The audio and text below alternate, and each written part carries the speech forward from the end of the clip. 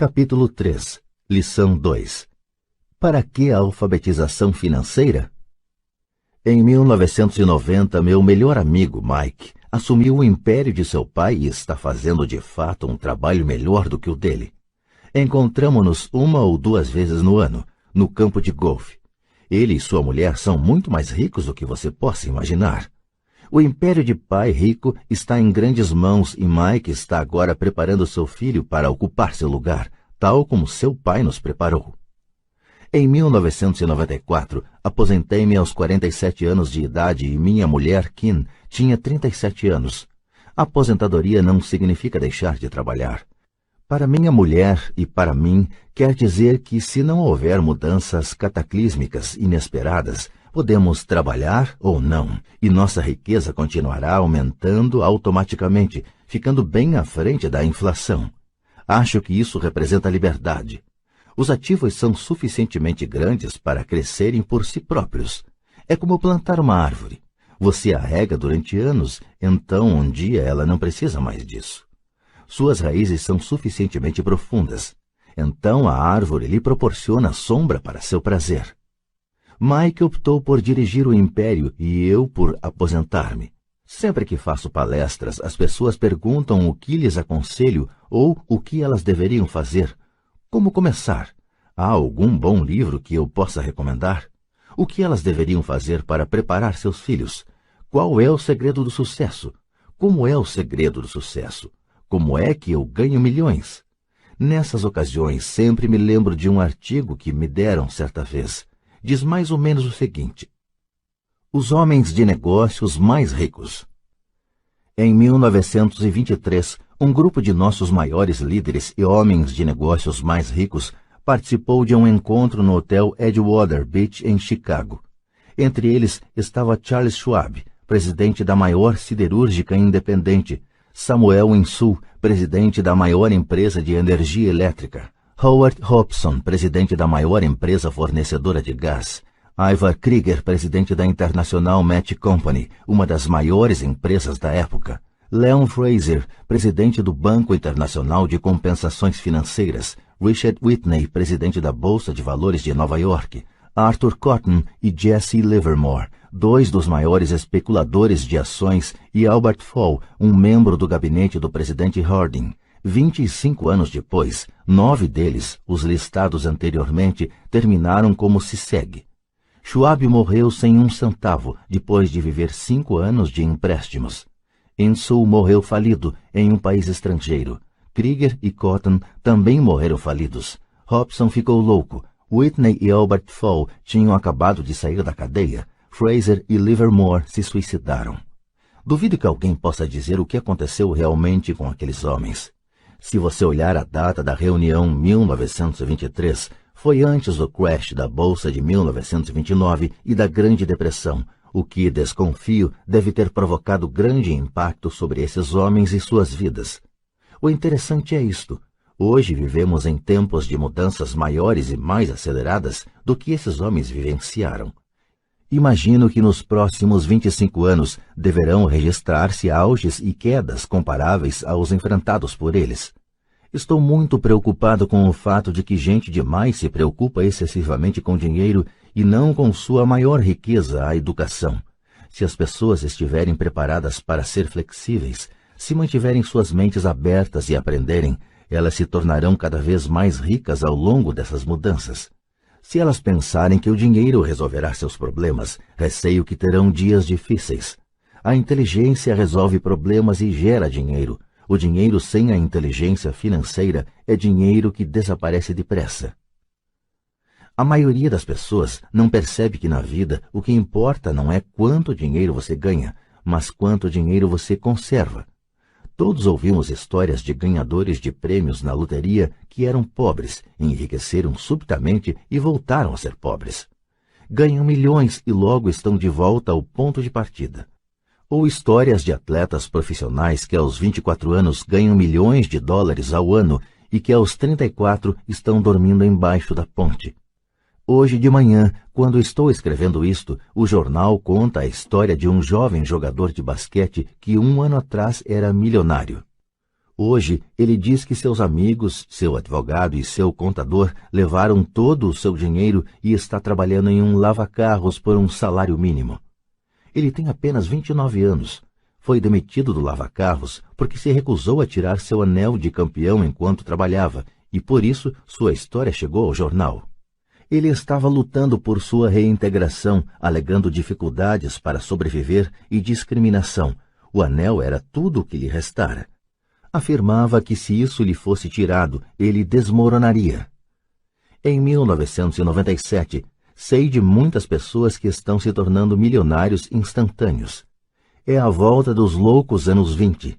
E embora fique feliz de ver que pessoas se tornam cada vez mais ricas, só posso advertir que a longo prazo não importa tanto o quanto você ganhou, mas o quanto você conservou e por quantas gerações isso é conservado. Partindo deste princípio, quando as pessoas perguntam como o senhor começou, ou diga-me como ficar rico rapidamente, elas frequentemente ficam muito desapontadas com minha resposta. Eu simplesmente lhes digo o que meu pai rico me falou quando eu era um moleque. Se você quiser ficar rico, você precisa de uma alfabetização financeira. A ideia era martelada na minha cabeça toda vez que nos encontrávamos. Como já disse, meu pai instruído destacava a importância da leitura de livros, enquanto meu pai rico destacava a necessidade de dominar os conhecimentos das finanças. Se você quer construir um Empire State Building, a primeira coisa a fazer é cavar profundamente o terreno e construir sólidos alicerces. Se você vai construir uma casa no subúrbio, é bom recordar que, diferentemente do Brasil, nos Estados Unidos, os subúrbios são os locais de moradia das classes mais abastadas. Tudo o que tem a fazer é assentá-la numa laje de concreto de 15 centímetros. A maioria das pessoas, em sua ânsia de enriquecer, tenta construir um Empire State Building sobre uma laje de 15 centímetros.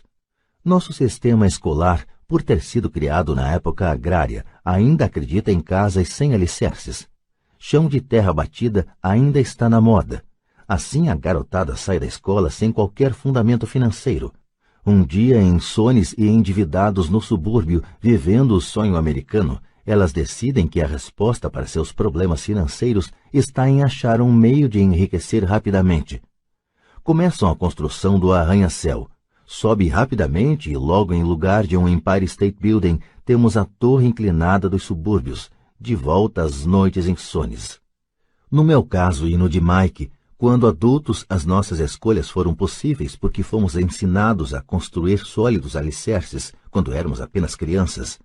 Agora vejamos, a contabilidade é possivelmente um dos assuntos mais áridos do mundo, e pode também ser o mais confuso. Mas se você quiser ser rico, pode ser o assunto mais importante. A questão é, como pegar um tema entediante e confuso e ensiná-lo a crianças? A resposta é, simplifique. Comece por ensiná-lo por meio de figuras. Meu pai rico construiu um sólido alicerce financeiro para Mike e para mim. Já que éramos apenas crianças, ele criou uma forma muito simples de ensinar. Durante anos, ele apenas fazia desenhos e usava palavras. Mike e eu entendíamos os desenhos simples, o jargão, o movimento do dinheiro e então, anos mais tarde, pai rico começou a incluir números. Hoje, Mike domina uma análise contábil muito mais complexa e sofisticada porque precisa disso. Ele tem que controlar um império de $1 bilhão.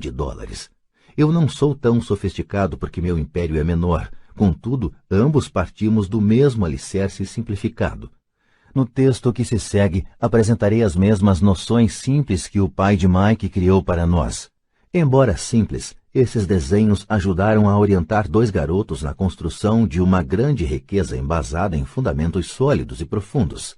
Regra número 1. Você tem que conhecer a diferença entre um ativo e um passivo e comprar ativos. Se você deseja ser rico, isso é tudo o que você precisa conhecer. É a regra número 1, e é a única regra. Isto pode parecer absurdamente simples, porque não se tem ideia do quanto é profunda. A maioria das pessoas tem dificuldades financeiras porque não conhece a diferença entre um ativo e um passivo. As pessoas ricas adquirem ativos, os pobres e a classe média adquirem obrigações pensando que são ativos. Quando o pai rico explicou isso para Mike e para mim, pensamos que ele estava brincando. Aí estávamos quase adolescentes, esperando pelo segredo do enriquecimento, e essa era a resposta. Era tão simples que precisamos parar um longo tempo para pensar a respeito. O que é um ativo? Perguntou Mike. Não se preocupe agora, disse Pai Rico.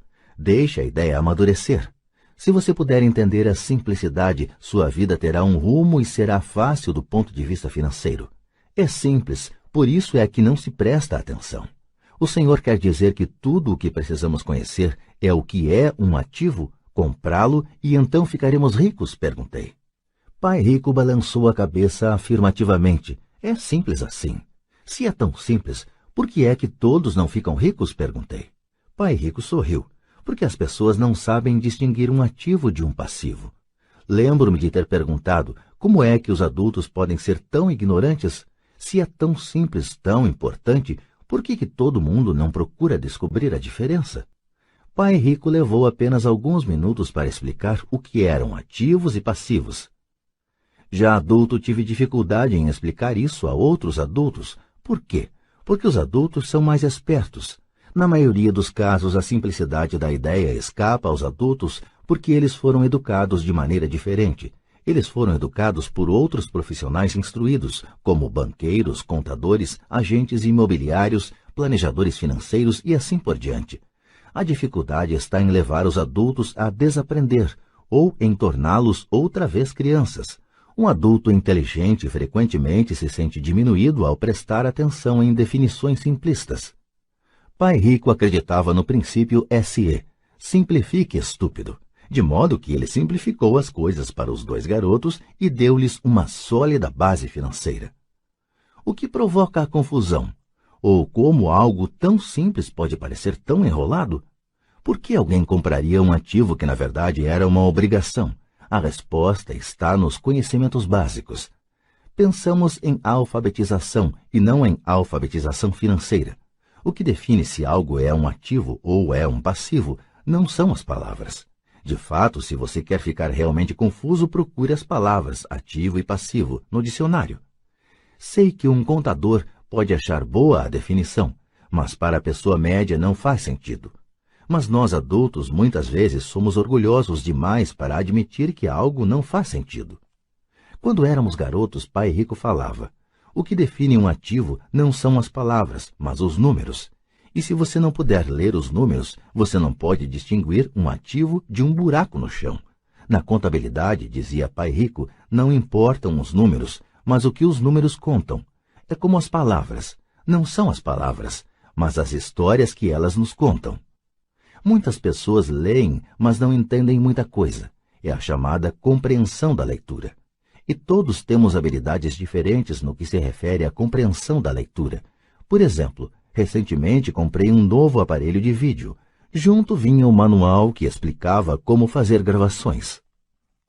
Tudo o que eu queria era gravar meu programa preferido numa sexta-feira à noite. Quase fiquei maluco tentando ler o manual.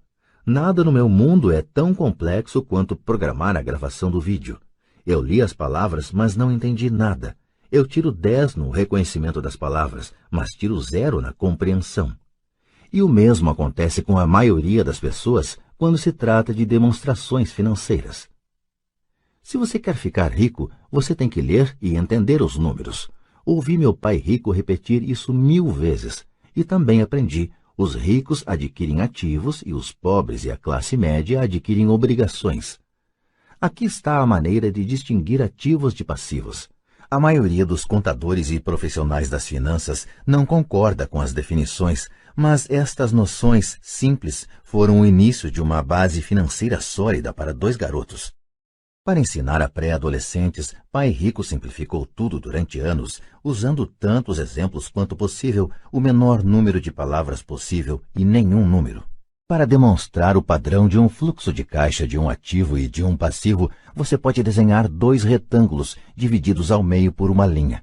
No primeiro, nomeie uma das partes como renda e a outra como despesa. Este desenho vai chamar-se demonstração de renda, muitas vezes chamada de demonstração de lucros e perdas. Mede rendas e despesas, dinheiro que entra e dinheiro que sai. No segundo retângulo, nomeie uma das partes de ativos e outra de passivos. Este desenho vai chamar-se balanço, porque representa o equilíbrio entre ativos e passivos.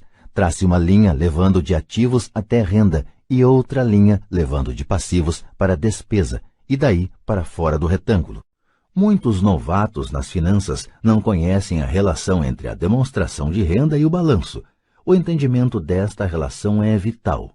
A principal causa da dificuldade financeira está simplesmente no desconhecimento da diferença entre um ativo e um passivo. E a confusão decorre da definição das duas palavras. Se você quer uma lição de confusão, busque no dicionário as palavras ativo e passivo. Isto pode fazer sentido para contadores formados, mas para as pessoas comuns parece que está escrito em mandarim. Você lê as palavras da definição, mas o entendimento verdadeiro é difícil. Como disse anteriormente, meu pai rico dizia para 2 garotos que ativos põem dinheiro no seu bolso. Simpático, simples e útil. Agora que ativos e passivos foram definidos nos desenhos que você fez e que chamaremos de diagramas, pode ficar mais fácil o entendimento das palavras. Um ativo é algo que põe dinheiro no meu bolso. Um passivo é algo que tira dinheiro do meu bolso. Isso é o que você realmente precisa saber. Se quer ser rico, simplesmente passe sua vida comprando ativos. Se quer ser pobre ou pertencer à classe média, passe a vida comprando passivos. É o desconhecimento dessa diferença que provoca a maior parte das dificuldades financeiras na vida real. Analfabetismo, tanto de palavras quanto de números, é a base das dificuldades financeiras. Se as pessoas têm problemas com as finanças, existem dados que elas não podem ler, sejam palavras, sejam números. Alguma coisa não está sendo compreendida. Os ricos são ricos porque possuem nível de alfabetização superior ao das pessoas com dificuldades financeiras. Se você quer ficar rico e conservar sua fortuna, é importante ser alfabetizado do ponto de vista financeiro, tanto em palavras quanto em números. As linhas que você desenhou nos diagramas representam o movimento do dinheiro ou fluxo de caixa. Números dizem pouco, palavras também dizem pouco.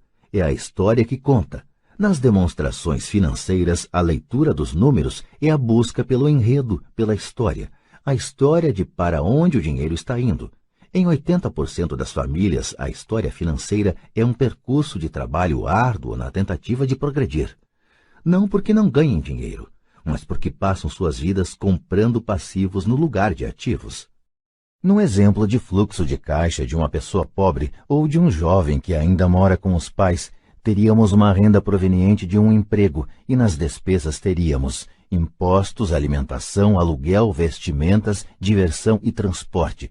Nada em ativos, nada em passivos.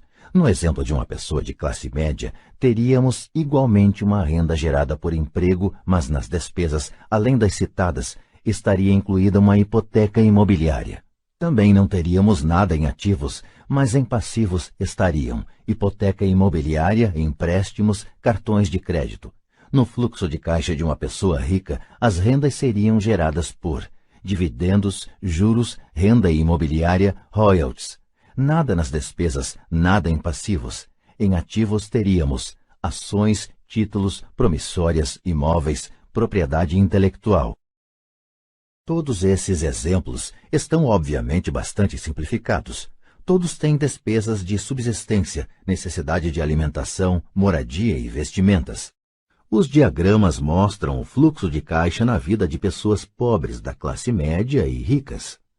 É esse fluxo de caixa que conta a história. É a história de como a pessoa lida com o dinheiro e o que faz depois que tem o dinheiro em mãos. Comecei apresentando a história dos homens mais ricos dos Estados Unidos porque quis ilustrar a falha no pensamento de tantas pessoas.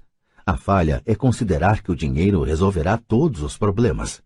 É por isso que me arrepio quando ouço as pessoas perguntando como ficar ricas rapidamente, ou por onde começar. Muitas vezes ouço, estou endividado, por isso preciso ganhar mais dinheiro. Porém, mais dinheiro nem sempre resolve o problema. De fato, pode até aumentá-lo. O dinheiro muitas vezes põe a nu nossas trágicas falhas humanas. É como um holofote sobre o que não sabemos. É por isso que, com muita frequência, uma pessoa que tem um ganho súbito de dinheiro, uma herança, um aumento salarial ou um prêmio na loteria, volta rapidamente ao mesmo ponto ou até pior, ao caos financeiro em que se encontrava antes de receber esse dinheiro. O dinheiro só acentua o padrão de fluxo de caixa que está na sua mente. Se seu padrão for gastar tudo o que ganha, o mais provável é que um aumento de dinheiro disponível apenas resulte em um aumento de despesa. Como se diz popularmente, um louco e seu dinheiro fazem uma grande festa.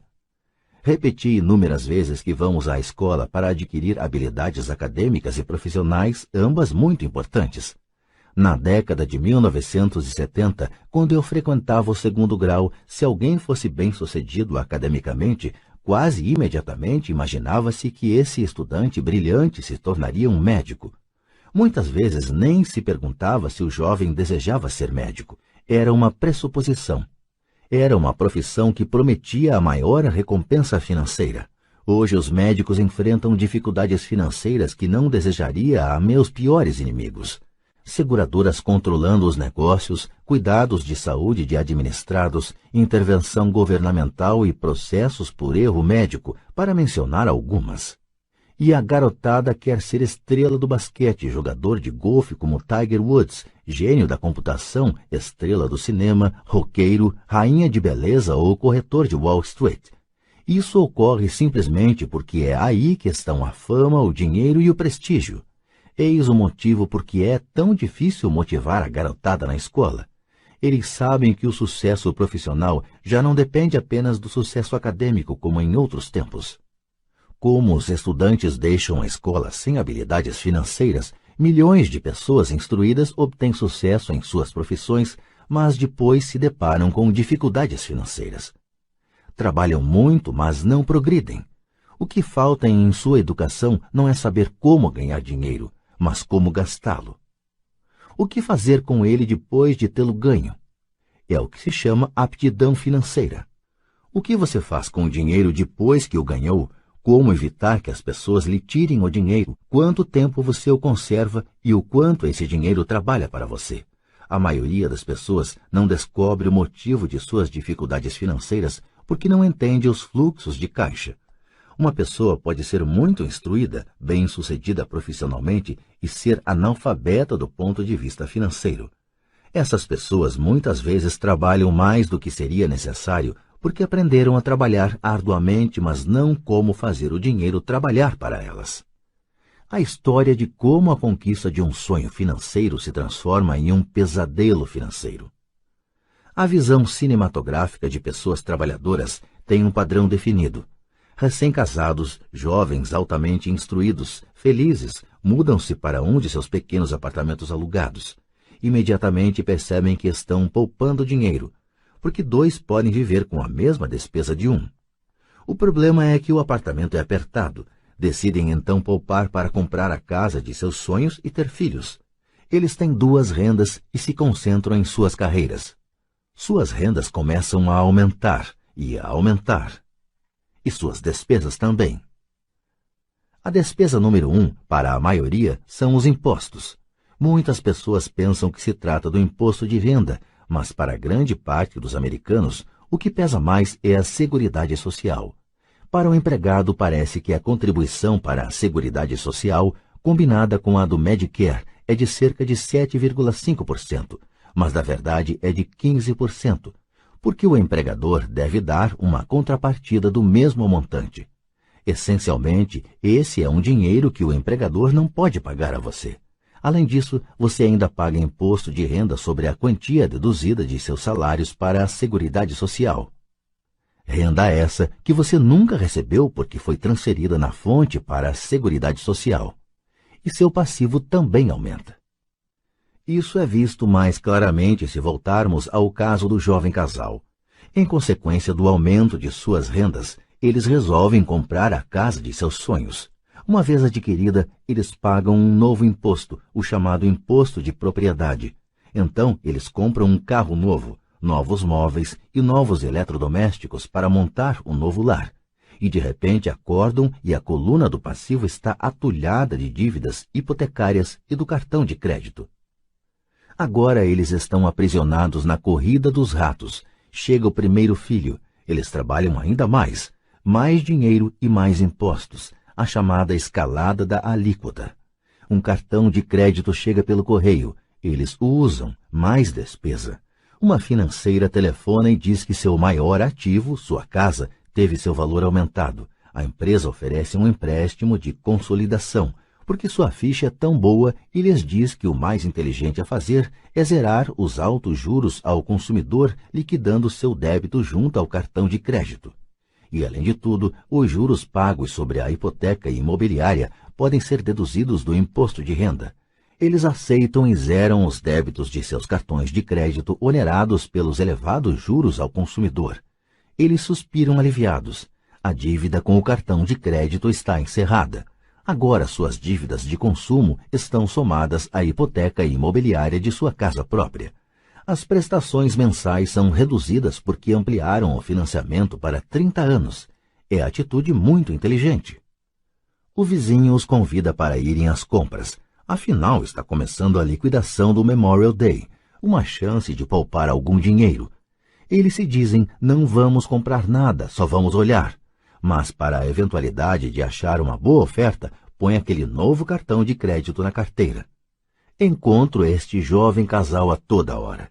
Seus nomes mudam, mas seu dilema financeiro é o mesmo. Eles vêm a minhas palestras para ouvir o que eu tenho a dizer.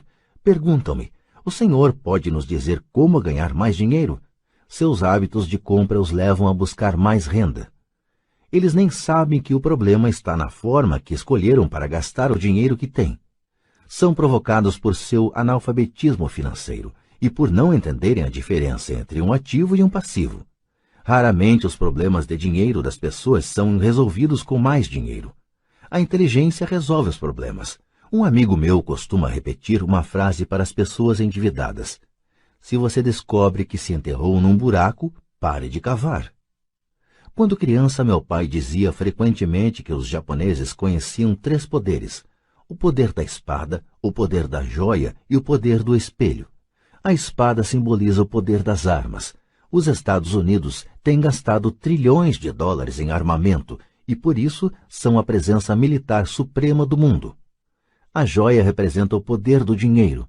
Há uma certa verdade no dito, lembre-se da regra de ouro, quem tem o ouro faz as regras. O espelho significa o poder do autoconhecimento. Esse autoconhecimento, de acordo com a lenda japonesa, era o mais apreciado dos 3. Os pobres e a classe média muitas vezes permitem que o poder do dinheiro os controle. Ao simplesmente acordar e trabalhar mais arduamente, deixando de perguntar-se a si mesmos se o que fazem tem sentido, eles dão um tiro no próprio pé na hora em que saem de casa todos os dias. Por não entendê-lo plenamente, a vasta maioria das pessoas permite que o formidável poder do dinheiro exerça o controle sobre elas. Contudo, o poder do dinheiro é usado contra elas. Se usassem o poder do espelho, teriam se perguntado, isto tem sentido? Com muita frequência, em vez de confiar em sua sabedoria íntima, a maioria das pessoas acompanha a multidão. Fazem apenas o que todo mundo faz. Conformam-se em vez de questionar. Muitas vezes repetem sem pensar o que lhes foi dito. Ideias como diversifique, ou sua casa é um ativo, sua casa é o maior investimento, você terá uma redução nos impostos endividando-se mais, consiga um emprego seguro, não assuma riscos. Disse que para muitas pessoas o medo de falar em público é maior do que o medo da morte. De acordo com psiquiatras, o medo de falar em público é provocado pelo medo do ostracismo, o medo de aparecer, o medo das críticas, o medo do ridículo, o medo de se tornar um pária. O medo de ser diferente impede que muitas pessoas busquem novas formas de resolver seus problemas. É por isso que meu pai instruído dizia que os japoneses davam maior valor ao poder do espelho, porque somente quando nós, como seres humanos, nos olhamos no espelho, encontramos a verdade. E a principal razão pela qual as pessoas dizem procure segurança é o medo. Isso vale para tudo: esporte, relacionamento, carreira ou dinheiro. É esse mesmo medo, o medo do ostracismo, que leva as pessoas a se conformarem e a não questionarem opiniões aceitas ou tendências generalizadas. Sua casa é um ativo, Faça um empréstimo consolidando suas dívidas e livre-se delas. Trabalhe com mais afinco, isto é uma promoção. Algum dia chego a vice-presidente, poupe. Quando tiver um aumento, vou comprar uma casa maior. Fundos mútuos são seguros. Bonecas Tyco e Elmo estão em falta, mas ainda tenho uma reservada para um cliente que não apareceu. Muitos dos grandes problemas financeiros são causados pelo desejo de se acompanhar a maioria e não querer ficar atrás do vizinho. Ocasionalmente, todos nós precisamos nos olhar no espelho e seguir nossa sabedoria interior e não nossos medos. Quando Mike e eu estávamos com uns 16 anos, começamos a ter problemas na escola. Não éramos maus garotos, apenas começamos a nos distanciar da maioria. Trabalhávamos para o pai do Mike depois das aulas e nos fins de semana. Muitas vezes Mike e eu passávamos horas depois do trabalho sentados junto do seu pai enquanto este se reunia com diretores de banco, advogados, contadores, corretores, investidores, gerentes e empregados. Ele era um homem que deixara a escola aos 13 anos e agora dirigia e instruía, comandava e questionava pessoas com alto nível de escolaridade. Elas acorriam a seu chamado e se preocupavam quando ele não as aprovava. Esse era um homem que não tinha acompanhado a multidão, um homem que pensava por si próprio e detestava as palavras "temos que fazer assim, porque todos fazem assim". Ele também odiava ouvir "não é possível". Se você quisesse levá-lo a fazer alguma coisa, bastava dizer "acho que o senhor não consegue isso". Mike e eu aprendemos mais assistindo a essas reuniões do que em anos de escola, incluindo a faculdade. O pai de Mike não tinha uma instrução formal, mas tinha conhecimentos financeiros e, em consequência, era bem-sucedido. Ele costumava repetir para nós: uma pessoa inteligente contrata pessoas mais inteligentes do que ela mesma. Portanto, Mike e eu tínhamos o privilégio de passar horas ouvindo e, no processo, aprendendo com pessoas inteligentes. Mas por causa disso, Mike e eu não podíamos acomodar-nos ao dogma padrão que nossos professores pregavam. E isso criava problemas. Sempre que um professor falava, se vocês não tirarem boas notas, vocês não se sairão bem no mundo real, Mike e eu franzíamos as sobrancelhas. Quando nos diziam para seguir as normas e não nos desviarmos das regras, víamos por que esse processo de ensino desestimulava de fato a criatividade. Começamos a entender por que Pai Rico nos dizia que as escolas se destinavam a formar bons empregados em lugar de bons empregadores. De vez em quando, Mike e eu perguntávamos a nossos professores como se aplicava na prática o que estávamos estudando, ou por que não estudávamos o dinheiro e como ele funcionava. Esta última pergunta era muitas vezes respondida com a afirmação de que o dinheiro não era importante, que se nós tivéssemos uma educação excelente, o dinheiro viria atrás. Quanto mais sabíamos sobre o poder do dinheiro, mais nos distanciávamos de nossos mestres e colegas. Meu pai instruído nunca me pressionava em relação às notas. Muitas vezes me perguntei por quê. Ele, porém, começou a discutir sobre dinheiro. Com 16 anos, já tinha provavelmente uma base de conhecimentos sobre dinheiro melhor do que minha mãe e meu pai.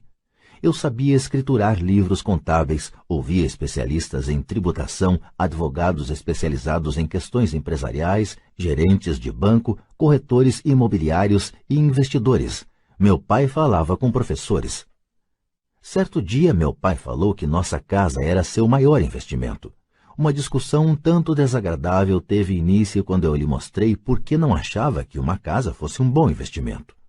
Havia uma diferença na percepção de meu pai rico e de meu pai pobre no que se referia a casas. Um pensava que sua casa era um ativo, o outro que era um passivo. Atualmente ainda ouço contestações à ideia de que uma casa não é um ativo. E sei que para a maioria das pessoas ela é não só o seu maior investimento, como também seu sonho. E sermos donos de nossa moradia é melhor do que nada. Eu ofereço simplesmente uma maneira alternativa de encarar esse dogma popular. Se minha mulher e eu fôssemos comprar uma casa maior, mais vistosa, nós a encararíamos não como um ativo, mas como um passivo, já que iria tirar dinheiro de nossos bolsos. Aqui vai o argumento que desenvolvo. Na verdade, não espero que a maioria das pessoas concorde com ele, uma vez que um lar agradável é um fator emocional.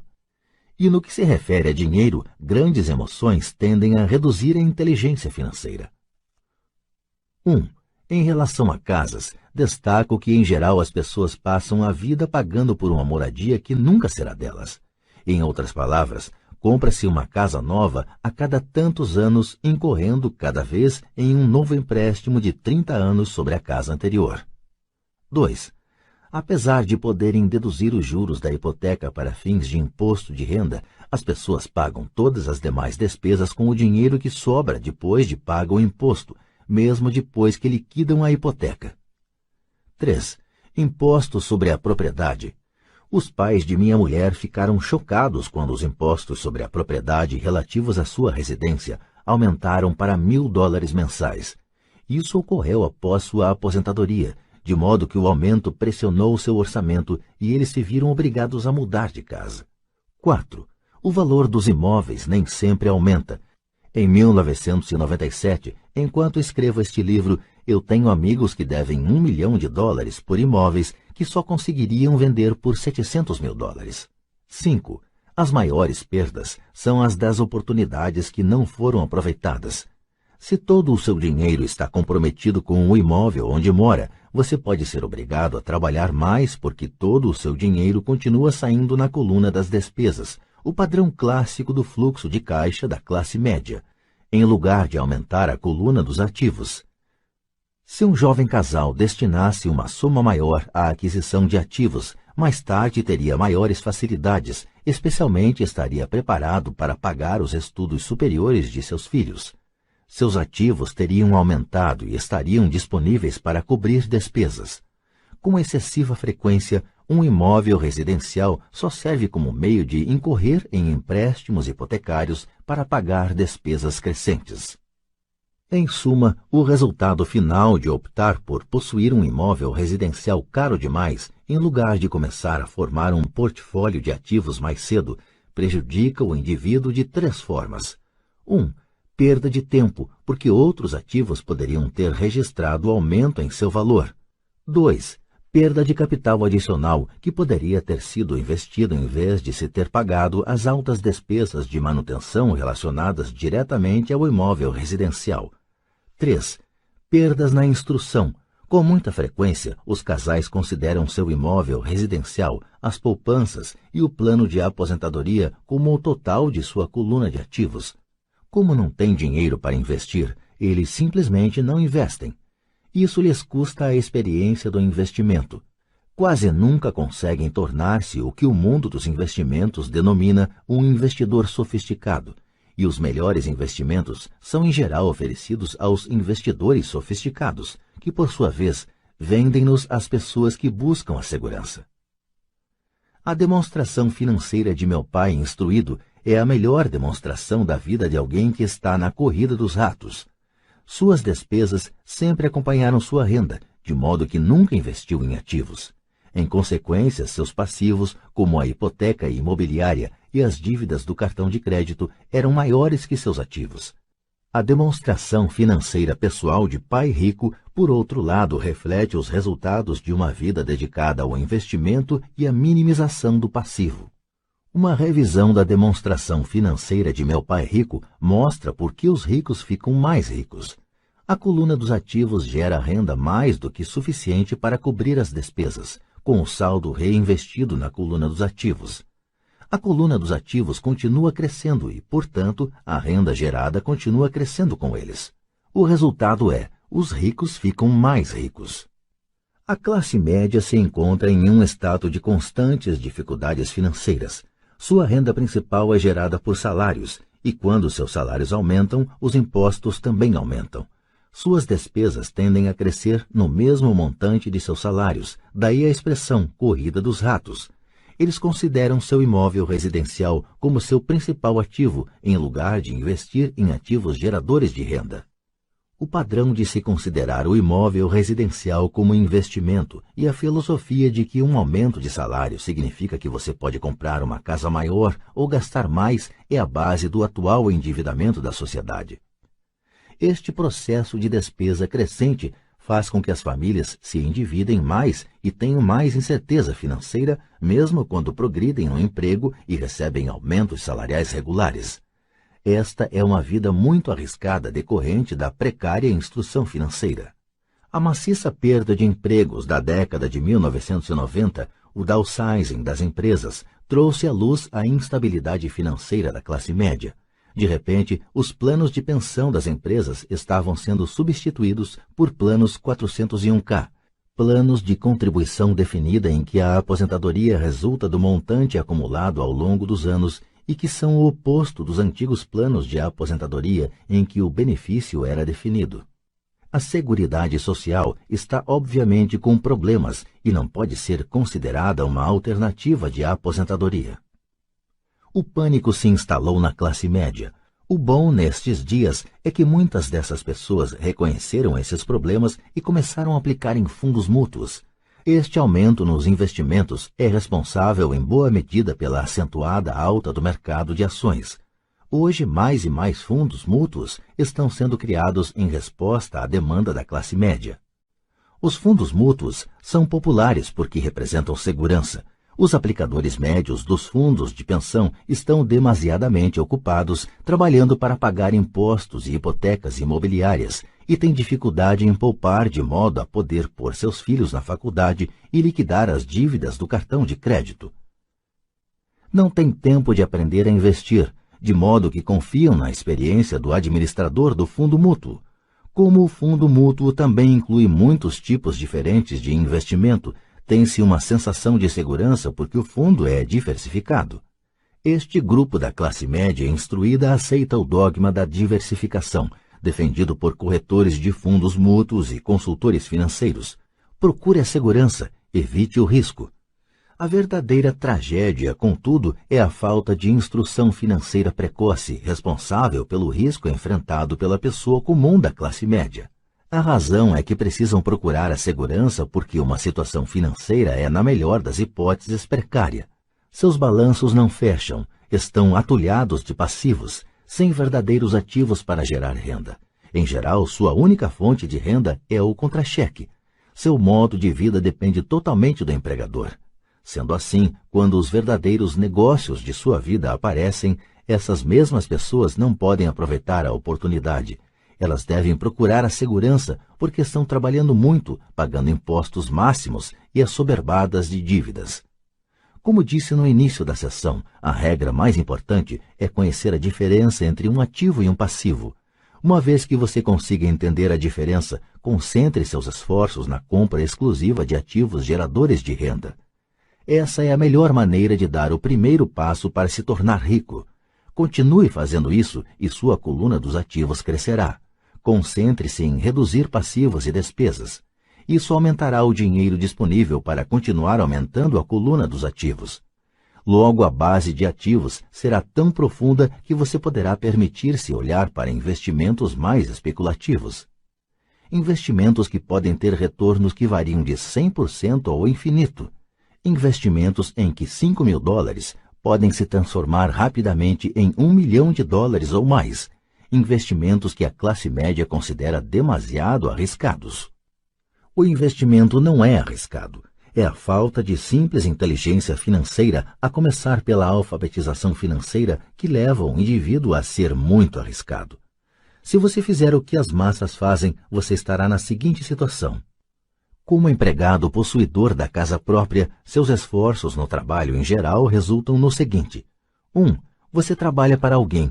Os esforços e o sucesso da maioria das pessoas assalariadas ajudarão a garantir o sucesso, o enriquecimento e a aposentadoria do dono da empresa e de seus acionistas. 2. Você trabalha para o governo. O governo fica com uma parte de seu contra-cheque antes mesmo que você veja o dinheiro. Ao trabalhar mais, você simplesmente aumenta o montante de impostos que o governo arrecada. A maioria das pessoas trabalha de janeiro a maio apenas para o governo. 3. Você trabalha para o banco. Depois dos impostos, sua maior despesa é, em geral, a hipoteca imobiliária e a conta do cartão de crédito. O problema decorrente de simplesmente trabalhar mais é que cada uma dessas 3 parcelas leva consigo uma parte maior de seu esforço. Você precisa aprender a fazer com que seus maiores esforços beneficiem diretamente você e sua família. Uma vez que você decidiu cuidar de seus próprios problemas, como determinar seus objetivos? É necessário, em geral, dedicar-se à sua profissão e usar os salários recebidos para financiar a aquisição de ativos. À medida que os ativos crescem, como medir a extensão de seu sucesso quando alguém percebe que está rico, que tem fortuna? Da mesma maneira que tenho minhas definições de ativos e passivos, também tenho minha própria definição para a riqueza.